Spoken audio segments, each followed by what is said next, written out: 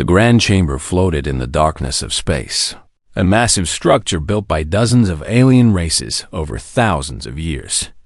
Inside, representatives from 1,000 worlds gathered for what they believed would be a routine council meeting. The air processors worked overtime to blend atmospheres suitable for species that breathed methane, oxygen, and things that had no name in human languages. Ambassador Velther stood at the center platform, his 4 eyes glowing with barely contained rage. He was Kryn, a species that had ruled a quarter of the galaxy before humans even discovered fire. His scaled skin shimmered purple and red, colors that meant anger in his culture. Behind him, holographic displays showed star maps with human territory marked in red. "The 1,000-year truce ends today," Velther announced. His voice translated into 1,000 languages simultaneously. "Humanity has been contained long enough. They are a plague, a species of warriors and conquerors. Our ancestors were wise to lock them away in their small corner of space. But truce time has expired, and we will not renew it." The chamber erupted in chaos. Some species cheered, remembering old stories of human violence. Others remained silent, uncertain. A few looked worried, though they could not say exactly why. Velther continued speaking over the noise. "We have all heard the legends. How humans conquered their own world through endless wars. How they turned on each other with weapons of terrible power. How they nearly destroyed their planet before reaching the stars. Our ancestors fought them once and learned to fear them. So we made the truce, locked them in their solar system, and waited for them to destroy themselves." He paused, letting his words sink in. "But they survived. They endured. And now the truce is over. We must act before they spread like the virus they are." Far across the galaxy, on a massive orbital station circling Earth, Admiral Taman Park stood in the command center. The station was called Gol, named after the Korean word for autumn, a season of change. Taman was a tall man with gray hair and calm eyes that had seen many things in his 70 years. He wore a simple uniform, dark blue with no unnecessary decorations. Beside him stood Captain Narration, younger by 20 years, her hair tied back in a practical style. She watched the main screen as it displayed the Kryn messenger ship approaching their station. The ship was small, designed only to deliver messages, not to fight. "They are hailing us, Admiral," said the communications officer, a young man named Bong-Su. "Put them on screen," Taman said. The Kryn messenger appeared, a smaller version of Velther's species. Its scales were gray, neutral colors. It spoke in practiced human language. "People of Earth, the Kryn Empire declares the 1,000-year truce finished. You have 30 of your days to prepare for conflict. This is not negotiable. This is final." The bridge crew stared at the screen. Myray expected panic, emergency protocols, maybe fear. Instead, Admiral Taman did something completely unexpected. He laughed. It started as a small chuckle, then grew into a full, deep laugh. Taman put his hand over his mouth, trying to control himself, but could not. His shoulders shook with genuine amusement. Myray looked at him in confusion. "Admiral?" Taman held up one hand, still laughing. The Kryn messenger looked disturbed, its scales shifting to confused green patterns. Around the command center, other crew members began to smile, then chuckle, then laugh along with their admiral. "I am sorry," Taman finally managed to say, wiping tears from his eyes. "I am truly sorry. But did they actually think we have been prisoners?" That set off another round of laughter across the bridge. The Kryn messenger's scales turned angry red. "You mock the Kryn Empire? You laugh at war?" Taman took a deep breath, composing himself. No, I apologize. Please tell Ambassador Velther that we received his message. Tell him we respectfully suggest he reconsider this course of action." "The Kryn do not reconsider," the messenger said stiffly. Then tell him we tried to warn him, Tiemann said, his smile fading into something that looked almost sad. Tell him humans remember the old wars too. Tell him we know what we are capable of. That is exactly why we asked for the truce in the first place. The messenger blinked all four eyes. Asked for? The histories say. Your histories are incomplete, Tiemann interrupted gently. But you will learn. Please, one more time, I ask you to tell your leaders to reconsider. We do not want conflict. We truly do not. The messenger ended the communication abruptly, its ship turning away from the station and jumping to faster-than-light speed. Mireille turned to Tiemann. Admiral, should we alert the defense fleet? Tiemann walked to the large window that showed Earth below, blue and green and beautiful. Orbital structures surrounded it like a necklace of lights. Send the message to all stations. But do not call it an alert. Call it a notification. The Kryn have declared conflict, and our response? We wait. We watch. We hope they see reason before learning the hard way. Tiemann sighed. Mireille, do you know what we have built in 1,000 years? I have read the reports, sir. They are impressive. Impressive, Tiemann repeated, almost laughing again. That is one word for it. The Kryn think they locked us in a cage. They have no idea that we used that time to become something they cannot imagine. Something we could barely imagine ourselves. Across human space, on colonies and stations, habitats and ships, the same scene repeated. Humans received the Kryn declaration, and humans laughed. Not from cruelty or arrogance, but from the absurdity of it all. The galaxy thought humans had been prisoners. The galaxy thought humans were still the violent species from ancient history. The galaxy had no idea what was coming. In his quarters later that night, Tiemann looked at an old photograph printed on actual paper. It showed Earth from space, taken 1,000 years ago, scarred and wounded from wars. Beside it was a current image, the planet healed and thriving, surrounded by structures that held more people than had existed in that ancient time. We became better, he whispered to the images. We had to. I just hope they give us the chance to prove it before we have to show them what we can do. Outside his window, the stars waited. And somewhere among them, the Kryn Empire prepared for a war they thought they understood. They were wrong. Dr. Ji Wuhan stood in the lecture hall of Luna University, a massive dome built into the moon's surface. Through the transparent ceiling, Earth hung in the black sky like a jewel. Before her sat an unusual audience. 3 alien beings who had secretly entered human space weeks ago, disguised as trade delegates. They thought humans did not know their true purpose. They were wrong. Jiwoo smiled at them warmly. She was a small woman with sharp eyes and graying hair, wearing a comfortable sweater instead of formal clothes. Welcome to History 101, she said. Since you came all this way to spy on us, I thought I should make it educational. The aliens shifted nervously. One, a Vexen with green skin, started to protest. Please, do not insult my intelligence, Jiwoo said kindly. We detected your ship the moment you entered our space. We let you in because we have nothing to hide. Now, you wanted to know what humans have been doing for 1,000 years? Let me tell you. She activated a holographic timeline that filled the air above the auditorium. In year 1 of the truce, we were angry, ashamed, afraid of ourselves. We had just finished terrible wars with your people and with each other. We looked at what we had become and did not like it. The timeline showed images of old Earth, cities in ruins, weapons being destroyed. Year 25, we unified our world government. No more nations fighting each other, just humanity working together. It took time. People argued, but we managed. Jiwoo walked along the timeline as she spoke.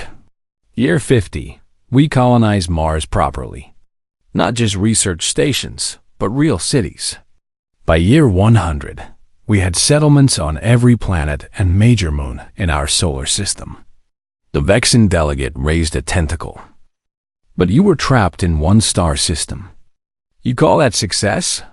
One star system, Jiwoo agreed. Let me show you what you can do with one star system when you have time and determination. The holographic display changed to show the solar system as it currently existed.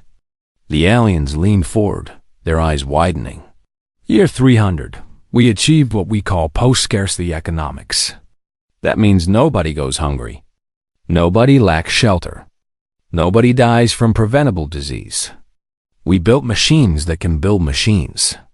We automated production. We learned to recycle everything.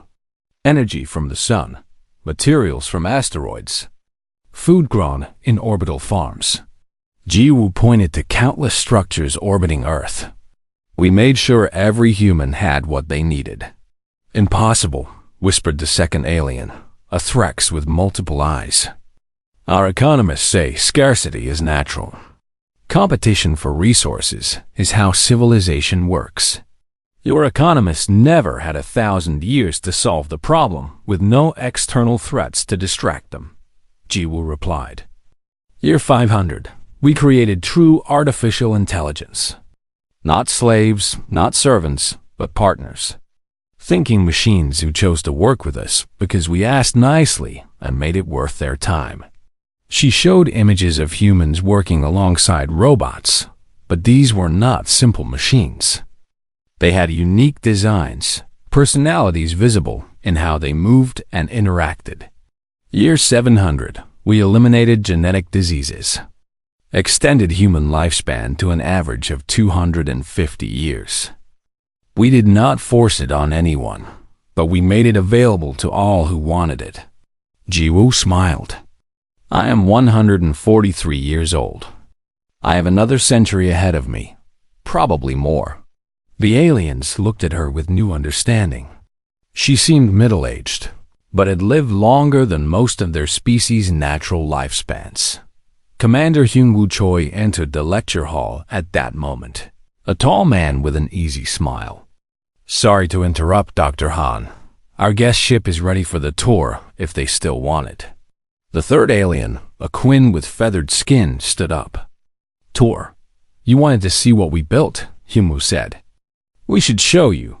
An hour later, the aliens floated in a shuttle with Hyunwoo, approaching one of the massive structures orbiting Earth. It was called Sol Orbital, a ring structure so large it could be seen from the planet's surface with naked eyes. This is one component of our Dyson swarm, Hyunwoo explained casually. We built it over 200 years. 3 billion people live here. 3 billion, the Vexen repeated weakly. In one structure.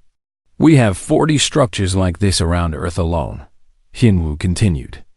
Plus thousands of smaller stations, asteroid habitats, and mobile platforms. Our solar system currently houses roughly 200 billion humans, plus several billion AI citizens and about 5 billion uplifted animals. Uplifted animals? We gave intelligence and speech capability to dolphins, whales, octopi, ravens, and a few other species. They wanted to participate in civilization. We helped them. Hyunwoo said this as if it were the most normal thing in the galaxy. They are full citizens with voting rights and representation. The shuttle passed through a docking port. Inside the station, the aliens saw cities that stretched in all directions, including up. Gravity was controlled, allowing buildings on what should have been ceilings. Parks filled with green plants. Water features that floated in decorative patterns. Millions of people going about their lives. The Kryn Empire rules 300 systems, the Threx said quietly. They have a total population of 40 billion across all their worlds. You have 5 times that in one star system. We had time, Hyunwoo said simply. And we had peace. No wars to fight, no enemies to fear. Nothing to do except build and learn and improve.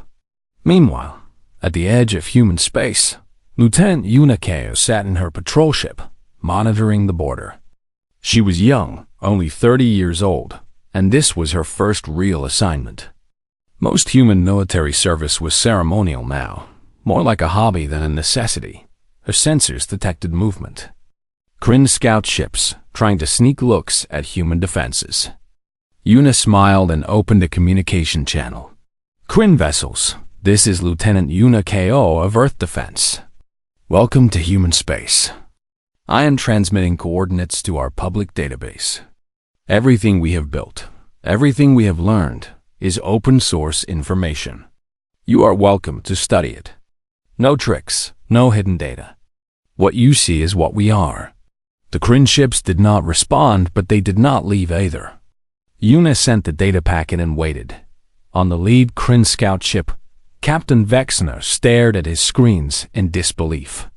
The human had just sent them everything. Complete specifications for human technology.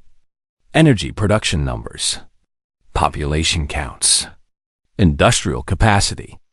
Defensive capabilities. It had to be a trap. It had to be false data meant to mislead them. But as Vexner's analysts examined the information, cross-referencing it with what their sensors detected, they realized it was all true. Every impossible number, every incredible structure, every unbelievable achievement. Humans had not been prisoners for 1,000 years. They had been preparing. Vexner gave the order to retreat. His hand shook as he composed a message to Kryn High Command. They needed to know what they were facing. They needed to understand what humans had become. Back on Luna, Jiwoo finished her lecture. You asked what we did for 1,000 years. We grew up. We evolved. Not biologically, but culturally, socially, technologically. We became the species we always hoped we could be. She looked at the 3 alien spies with sympathy. Please tell your leaders. We do not want conflict. We never did. That is why we asked for the truce in the first place. We needed time to become something other than warriors. But you are still capable of war, the Queen said. Yes, Jiwoo admitted. We remember how. We remember what we can do. That is exactly why we do not want to do it again. Fleet Admiral Junho Lee sat in his command chair aboard the station called Fortress Bizen, drinking tea from a ceramic cup his granddaughter had made for him. He was 83 years old, though he looked maybe 60 thanks to modern medicine.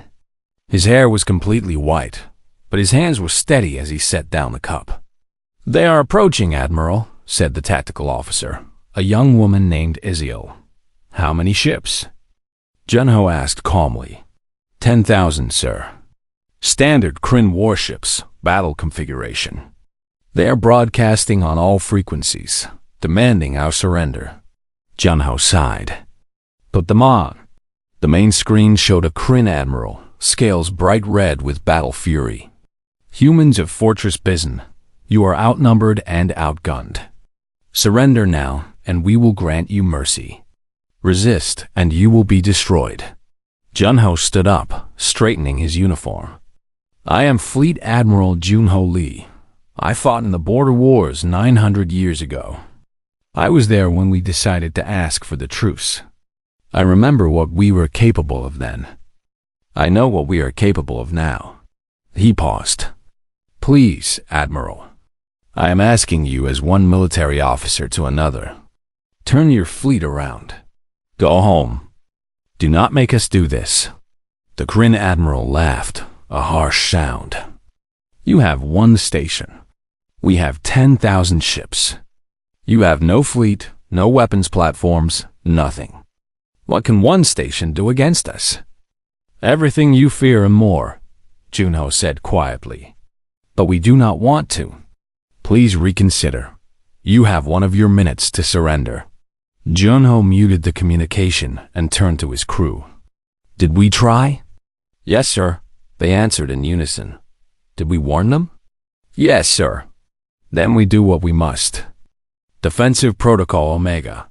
Do not destroy them. Just stop them.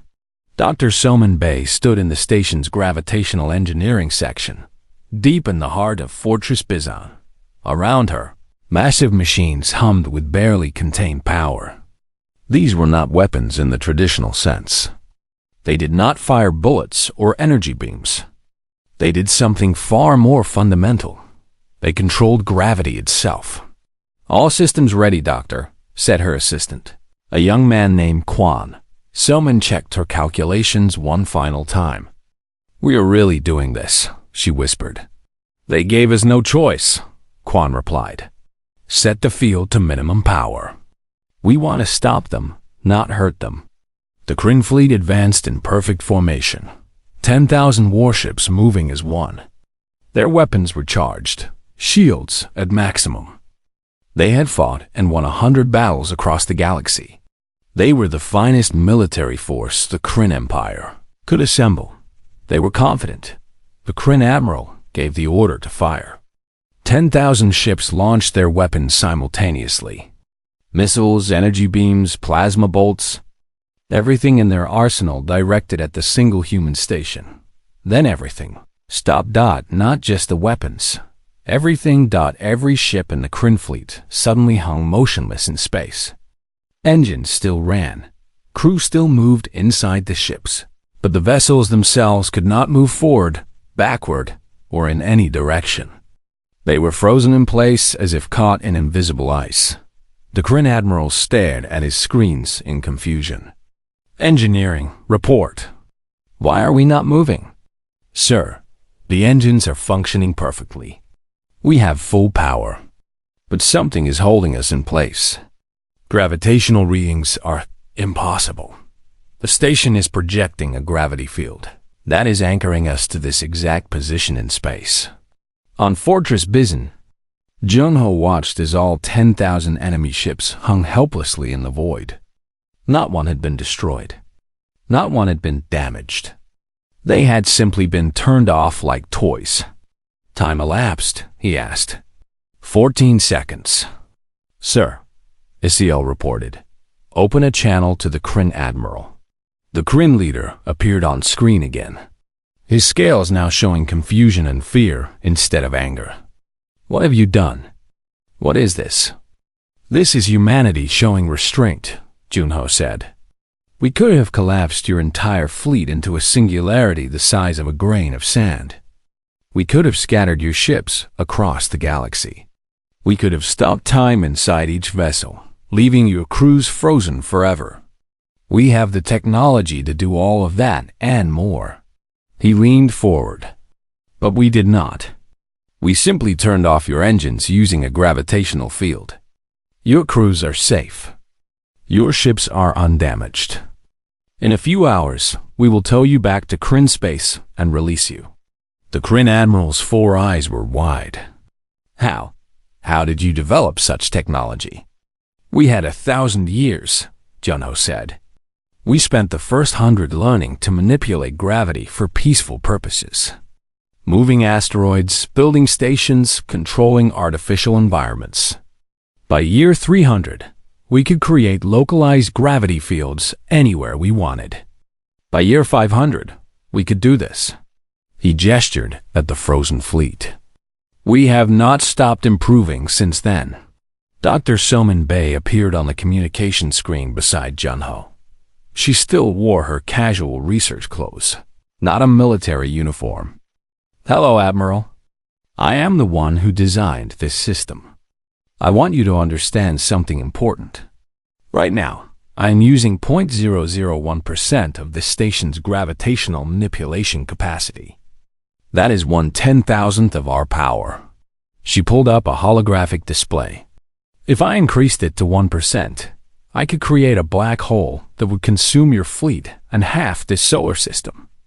At 10%, I could move planets. At full power..." She trailed off. "We have never tested full power. We are too afraid of what might happen." The Kryn Admiral's scales turned pale gray, the color of terror in his species. "But we will not do any of that," Soman continued gently.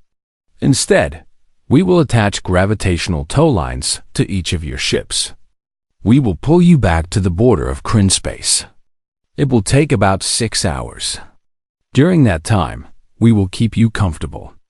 We will even send over food and medical supplies if you need them. When we reach the border, we will release you." Junho took over. "Then, you will go back to your empire and tell them what happened here. Tell them that we asked you to reconsider. Tell them that we begged you not to attack. Tell them that when you did attack, we stopped you without killing anyone." He stood up. "And tell them that this is us being merciful. Tell them that if they send more ships, we will do the same thing. We will stop them, we will tow them home, and we will not harm them.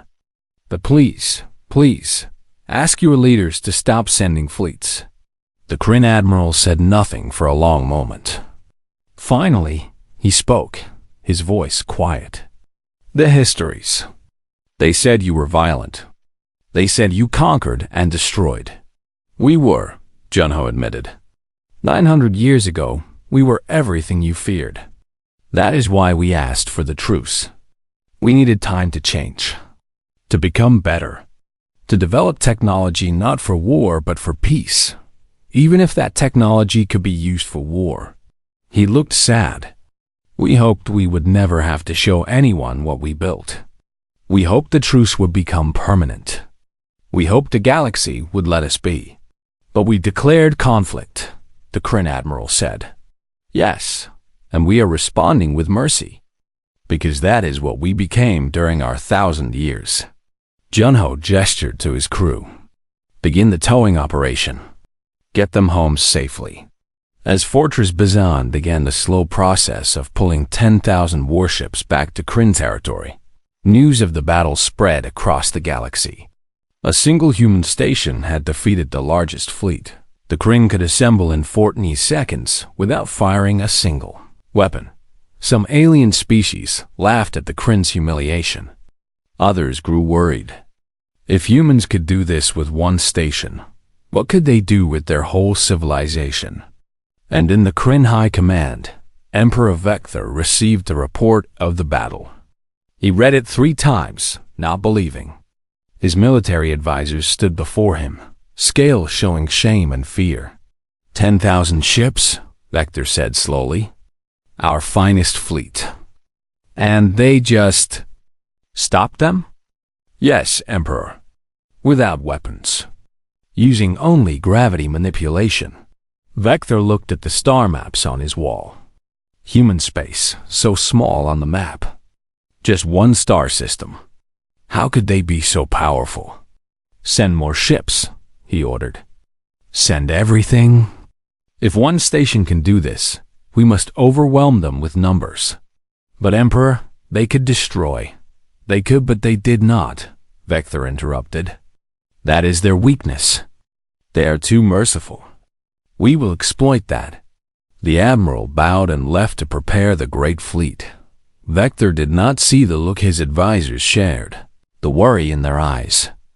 Because they understood something the Emperor did not. Mercy was not weakness. Mercy was choice. And the species that chose mercy, even when they could choose annihilation, was far more frightening than simple warriors. Emperor Vector stood before the Galactic Council once more, his scales showing determination despite the humiliation his empire had suffered. Around him, representatives from 100 species listened as he made his case. The humans defeated our fleet without weapons, Vector said. This proves they have technology far beyond what we imagined. If they can do this now, what will they do in another 1,000 years? We must act together, now, before they become unstoppable. The council chamber filled with worried murmurs. A delegate from the Nexian collective raised multiple tentacles.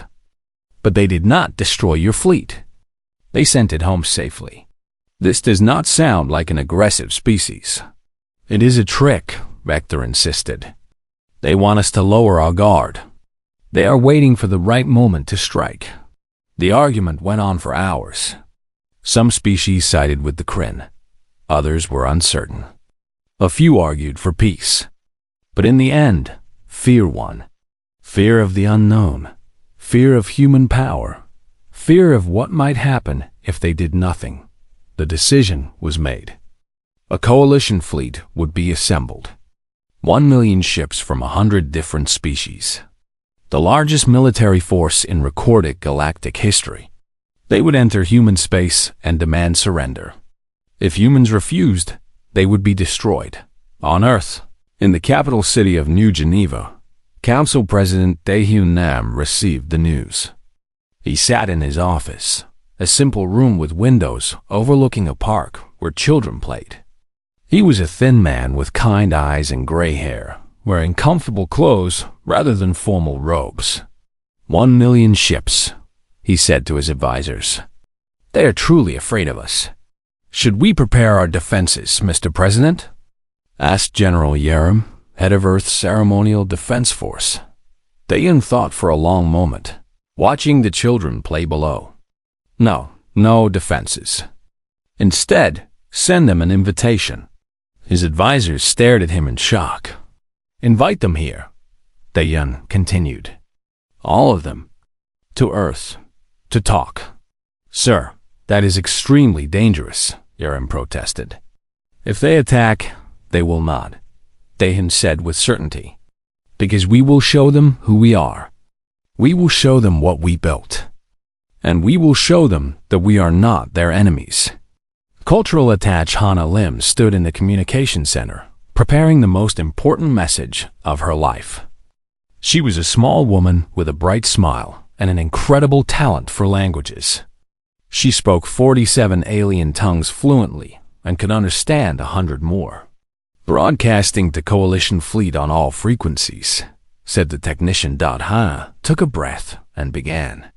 This is Hannah Lim of Earth, speaking on behalf of all humanity. We received your declaration. We understand you are afraid of us. We understand you think we are a threat. We are not angry about this. Fear is natural when facing the unknown.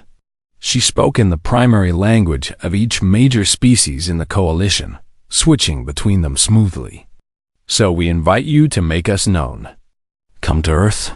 Send delegations from every species in your fleet. Come to our home. See who we are. See what we built. See what we became. We promise safe passage, comfortable accommodations, and honest answers to all your questions. But sir, a Kryn officer said to Vector, this could be a trap. Vector was about to refuse when an unexpected voice spoke up. Admiral Vexner, who had led the scout mission months ago, stepped forward.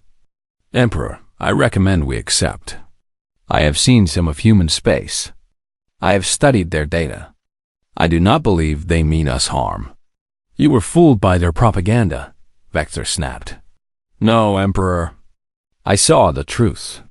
And I think we need to see it too, before we make a terrible mistake. After much argument, a compromise was reached. A delegation of 100 representatives from 50 species would visit Earth. The fleet would remain outside human space, ready to attack if the delegation was harmed. 3 days later, the delegation's ships approached Earth. They were met by Captain Narration in a civilian transport, not a warship. She greeted them with a smile and refreshments from 100 different worlds. Welcome to Earth, she said warmly. We are so glad you came. The aliens were suspicious, but as they entered Earth's atmosphere and saw the planet below, suspicion turned to wonder. The world was green and blue, cities that blended with nature rather than dominating it. No pollution darkened the skies. No weapons platforms orbited the planet. They landed at a park where thousands of humans had gathered, not as soldiers, but as welcoming hosts. Children waved flags. Musicians played. People smiled. Hannah Lim guided the delegation through the city.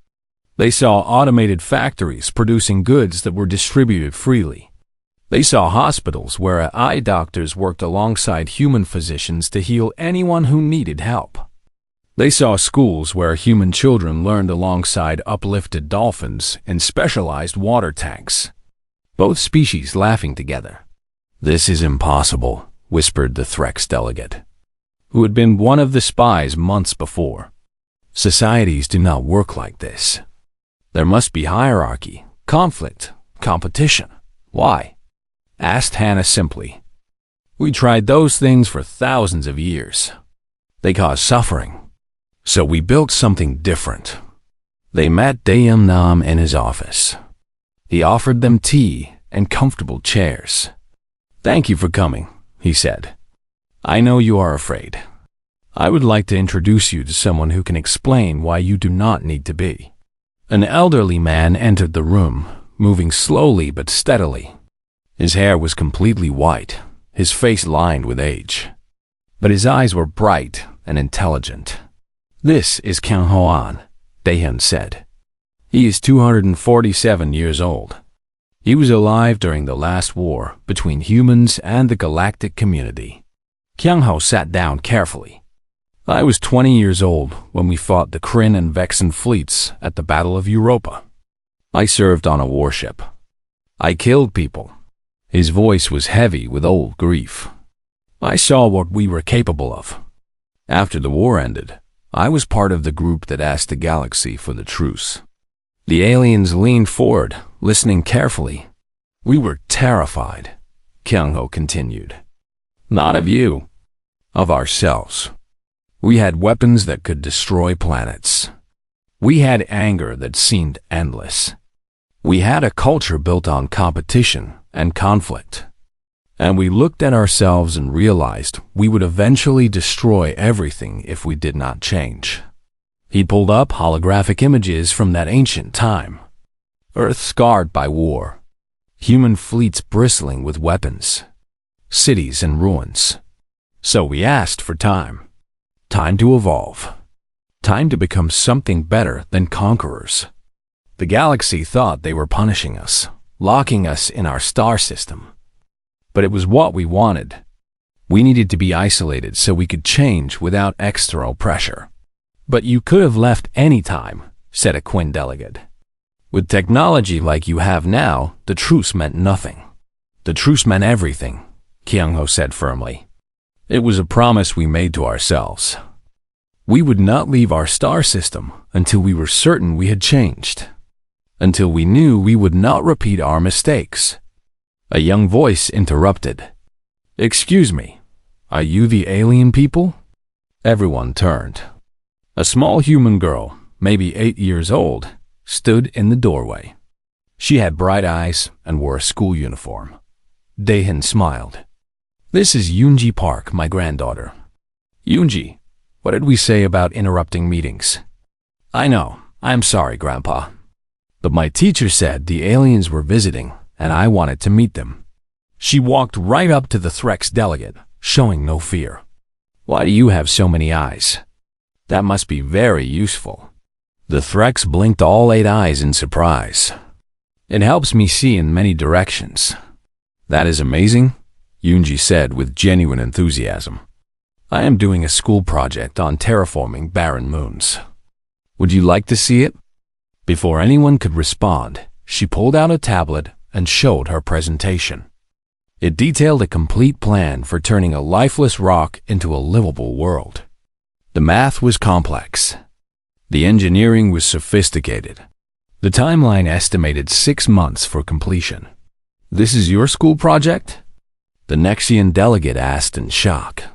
Yes, we all had to pick something to improve the galaxy. I chose this. Yoonji looked confused. Is something wrong?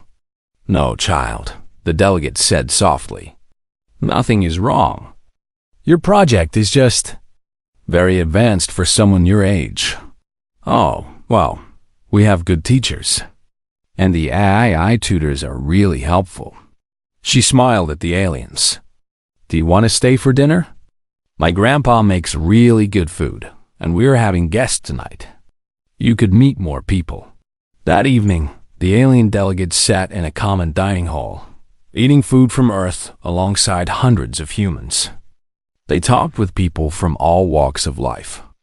Scientists, artists, teachers, engineers, children, elderly, AI citizens in android bodies. Uplifted dolphins using translation devices. And slowly, understanding began to replace fear. These were not conquerors waiting to strike. These were people who had conquered their own worst impulses and built a society based on cooperation rather than competition. They had technology that could destroy galaxies, but they used it to create gardens. Late that night, the Kryn representative in the delegation, a young female named Sivra, spoke privately with Hanalim. My emperor wants us to find proof that you are a threat. He wants justification for war. Will you give it to him? Hannah asked. Sivra was quiet for a long time. I do not know what I will tell him, because everything I have seen tells me that fighting you would be the greatest mistake in Kryn history. Then tell him that, Hannah said gently. Tell him the truth. The alert came at midnight Earth time. Admiral Taman Park woke to the emergency signal and was in the command center of Goal Station within minutes. The main screen showed something that made his blood run cold. A gamma ray burst. One of the most destructive forces in the universe. A beam of radiation so powerful it could sterilize entire solar systems. And it was heading directly toward Kryn Prime 7, a colony world housing 4 billion Kryn citizens. How long do they have? Teeman asked. 4 hours, sir, said the tactical officer. The Kryn detection systems probably just spotted it now. They cannot evacuate in time. Their fastest ships would need days to move that many people. Teeman did not hesitate. Wake everyone. Full mobilization. Contact Captain Marie Shin and tell her to prep the rescue fleet. Get Dr. Ji Wuhan and her gravitational team online. We have work to do. Sir, the Kryn Empire has declared us enemies. They have 1 million ships waiting to attack us. Should we really? 4 billion people are about to die. Teeman interrupted quietly. I do not care whose people they are. We are going to save them. Across human space, the response was immediate. Warships that had not been used in centuries powered up, but they were being converted into rescue vessels. Stations opened their docks. Civilian transports volunteered by the thousands. Within 30 minutes, the largest rescue operation in human history was underway. Captain Mairi Shin stood on the bridge of the transport ship Harmony, watching as her fleet assembled. 5,000 ships, all equipped with faster-than-light slipway technology that humanity had perfected over centuries. All ships report ready. Captain, said her communications officer. Plot course for Kryn Prime 7. Maximum speed. Mairi opened a channel to all ships. This is Captain Shin. I know some of you are worried about helping a species that wants to destroy us. But that does not matter right now. Right now, we are the only ones who can save them. So we will save them. Because that is who we are. At the edge of Kryn space, the million-ship coalition fleet detected the human vessels approaching at incredible speed. Alarms went off. Weapons were charged. The humans are attacking, shouted a Vexen commander, but then they saw where the human ships were going. Not toward the coalition fleet. Toward Kryn Prime 7. Admiral Vexner pulled up the sensor data, and his scales went pale. The gamma ray burst. They are going to save our people. Emperor Vector received the report aboard his flagship. He stared at the screen, showing human ships racing toward the endangered colony. This must be a trick. They will use the crisis to destroy the planet themselves and blame it on the radiation. Emperor, Vexner said carefully, they could destroy our planets any time they wanted. They do not need an excuse. On Kryn Prime 7, panic had erupted. 4 billion people realized they had less than 4 hours to live. The colonial governor had no way to evacuate them. Their military could not stop a gamma ray burst. They had no chance. Then the sky filled with human ships. Murray's fleet emerged from their slipways, directly in orbit. This is Captain Mairi Shin of Earth to Kryn Prime 7. We are here to evacuate you. We have ships standing by. Please remain calm and follow the instructions we are broadcasting." The Kryn governor appeared on screen, scales showing confusion and desperation. "You are our enemies. Why would you help us?" "Because people are about to die, and we can prevent it," Myre said simply. "Now please, we do not have time to argue. Start directing your citizens to the evacuation points we are transmitting." What followed was organized chaos. Human ships landed at designated points across the planet.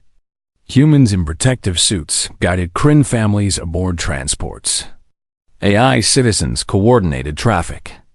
Uplifted dolphins used their enhanced problem-solving to optimize loading procedures.